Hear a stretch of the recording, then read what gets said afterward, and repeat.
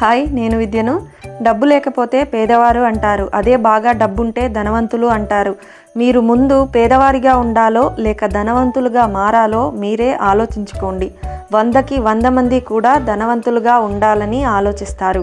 మరి ధనవంతులు అవ్వాలంటే ఏం చేయాలో తెలుసా? అసలు మీరు ఎందుకు ధనవంతులుగా అవ్వాలని ఆలోచిస్తున్నారు?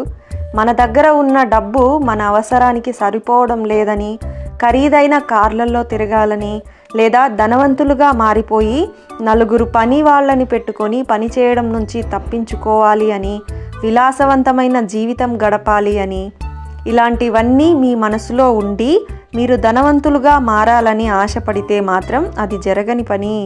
ఇలాంటివన్నీ ఉంటే ధనవంతులుగా మారడం, మరుసటి రోజు పేదవానిగా తిరిగి తయారవ్వడం సర్వసాధారణమైపోతుంది మీ జీవితంలో. అంటే బాగా డబ్బు సంపాదించుకోవడం, తిరిగి మీ విలాసాలకి ఆ డబ్బుని ఖర్చు చేయడం, యథావిధిగా పేదవానిగా మారడం. ముఖ్యంగా ధనవంతులు కొన్ని పద్ధతులు పాటిస్తారు. ఆ పద్ధతిలో ఉంటారు కాబట్టే వాళ్ళు ధనవంతులుగా అవుతారు. అదేంటో ఇప్పుడు చూద్దాం. ధనవంతుల చేతికి కొంత డబ్బు వచ్చింది అనుకోండి, దాన్ని ఖర్చు పెట్టడానికి చూడరు. వాళ్ళు వాళ్ళ విలాసాల కోసం వాడరు. వాళ్ళు ముందు వాళ్ళకి వచ్చిన ఆ డబ్బును రెట్టింపు చేయడానికి చూస్తారు. డబ్బుని రెట్టింపు చేయడానికి ఉన్న అన్ని దారుల్లో వాళ్ళు వెళతారు. అలా ఆ డబ్బుని రెట్టింపు చేశాక అందులో మిగిలిన లాభంలో కొంత భాగాన్ని వాళ్ళు ఖర్చు పెడతారు తమ కోసం.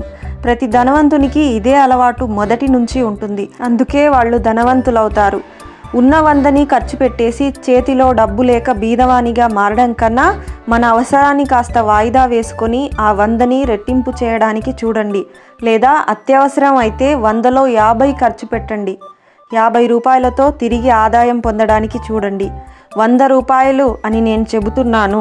మీ దగ్గర 1000 రూపాయలు ఉన్నా, లక్షల రూపాయలు ఉన్నా అనుసరించాల్సిన పద్ధతి మాత్రం ఇదే. Save money, save family.